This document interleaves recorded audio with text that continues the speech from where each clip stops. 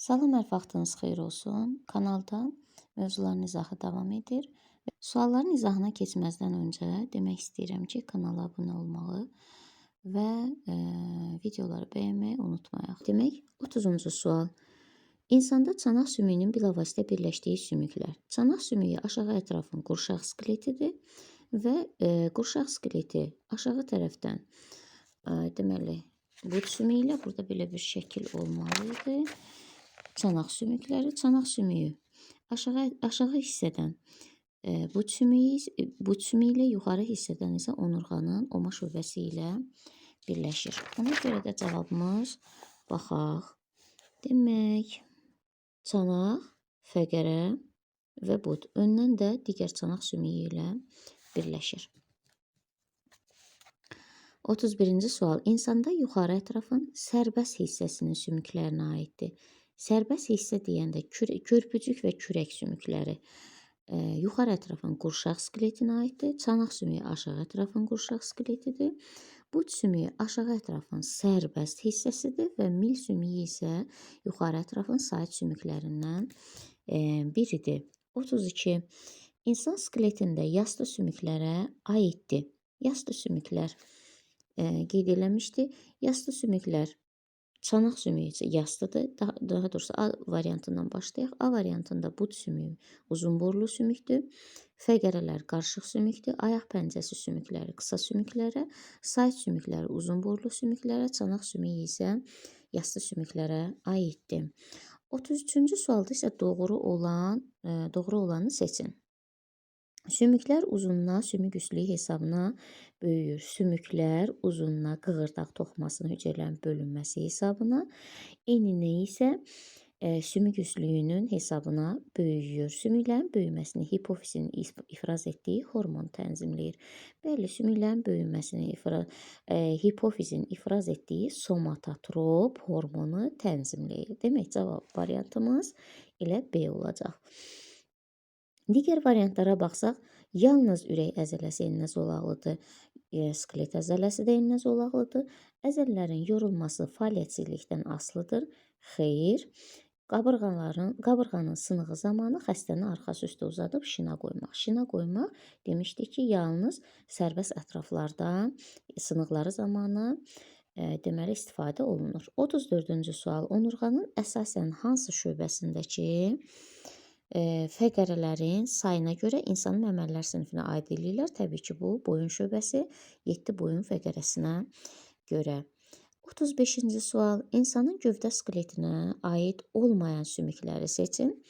Demək, gövdə skeletinə aid sümükləri olmayan, daha doğrusu sümüklər deyir. Uzun borlu sümüklər, ümumiyyətlə borlu sümüklər gövdə skeletinə aid deyil, ətraf skeletindədir.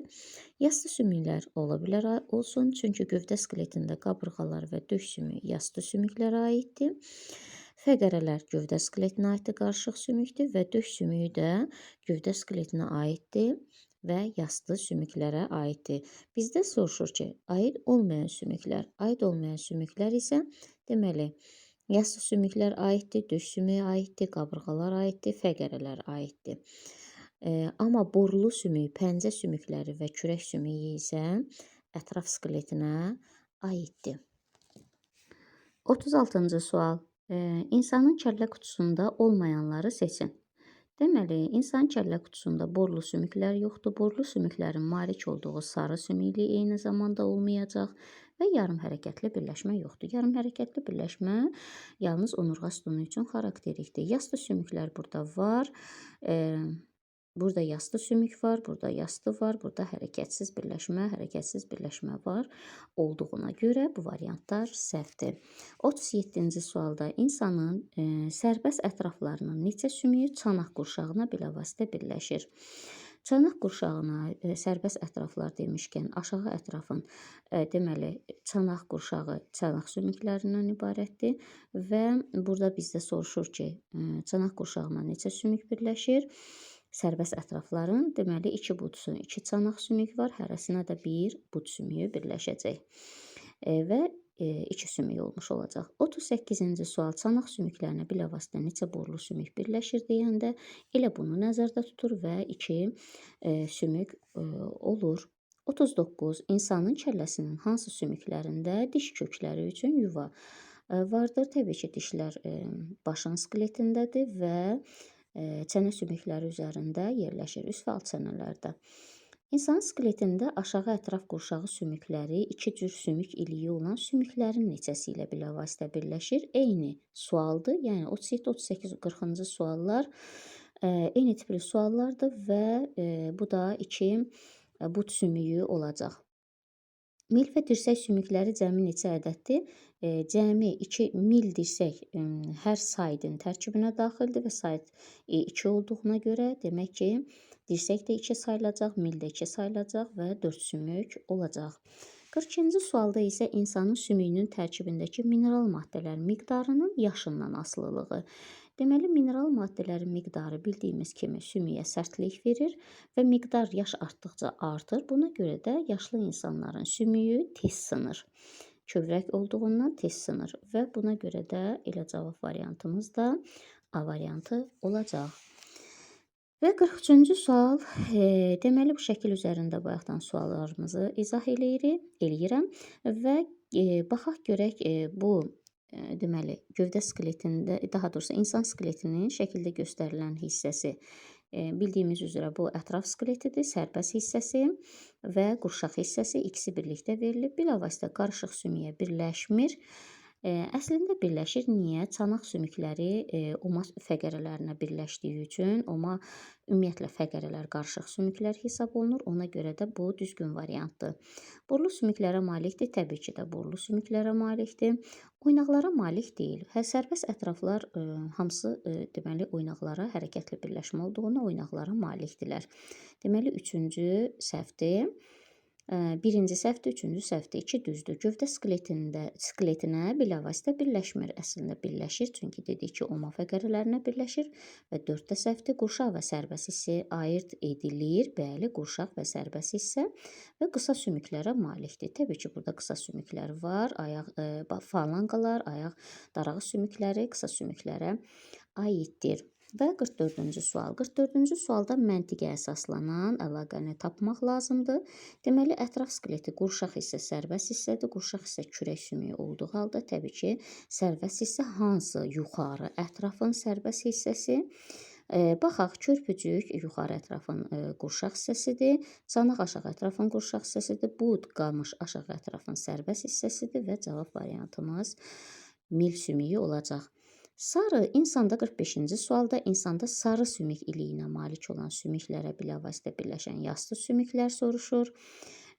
Bu dəfə sarı sümük iliyinə malik olan deməli aşağı ətraflarda bud sümükləridir. Ora birləşən 2 çanaq sümüyü və yuxarı ətraflarda isə bazu sümüyüdür və ora birləşən 2 kürək sümüyü var və sayı 4 olacaq. Demək 46-cı sualda 5 müxtəlif sümüyün tərkibi göstərilib. Hansı sümük daha az kütləyə malikdir? Deməli, daha az kütlə deyirsə, baxaq. Hüceyrəarası maddə, sümük hüceyrəsi və sümüyün kütləsi. Sümük kütləsi hüceyrəarası maddə sümük kütləsinin 1/3-ni təşkil eləyir. Deməli, bunu belə bir qeyd eləyirik. 1/3 sümük hüceyrəsidir. Yazaq sümük hüceyrəsi və 3/2 hissəsi də hüceyrəarası maddədir. Hüceyrəarası maddə. Maddə. Deməli, baxsaq, görərik ki, hüceyrəarası maddə sümük hüceyrələrindən 2 dəfə çox olur. Bunu qayda olaraq yadımızda saxlayaq ki, hüceyrəarası maddə sümük hüceyrələrindən 2 dəfə çox olur. İndi gəlin burada baxaq. Hüceyrəarası maddə bizə 9 veribsə, onda sümük hüceyrələri ondan 2 dəfə az olacaq. Demək ki, 9-un yarısı nə qədər eləyəcək? 9-un yarısı nə qədər eləyəcək? 9 bölünsün 2 eləyəcək 4,5. Deməli, 4,5 kiloqram bizdə olacaq sümük hüceyrəsi. Və 9 kiloqram da nədir? Hüceyrəarası maddə. Və toplam nə qədər eləyəcək? 13,5. Demək, bizim birinci sümüyümüzün kütləsi 13,5-dir. Gəldi indi ikinciyə. İkincisində sümük hüceyrəsi 4 kiloqram verilib. O zaman hüceyrəsi maddə 8 kiloqram olacaq. Daha doğrusu qramı kiloqram deyirəm. Bu eləyəcək necə? 12 qram. Deməli, sümük toxuması. Və bu olacaq bizim ikinci kütləmiz. Üçüncü halımızda nə deyir bizə?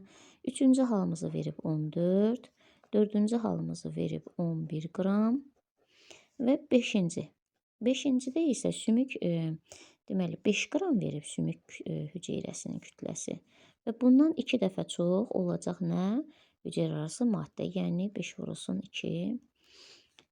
O da eləyəcək necə? 15 qram. Deməli, 5-ci olacaq 15 qram. Və bizdən də ən az kütlə soruşur. Ən az kütlə də burada. Deməli, baxırıq. Birincisi 13,5-dir. İkincisi 12 qramdır. Üçüncüsü 13, 14, 11 və 15. Ən kiçiyi də burada nə olacaq? 11 qram olacaq. Deməli, cavabımız elə 3 variantı yox, 4 variantı olacaq. 4.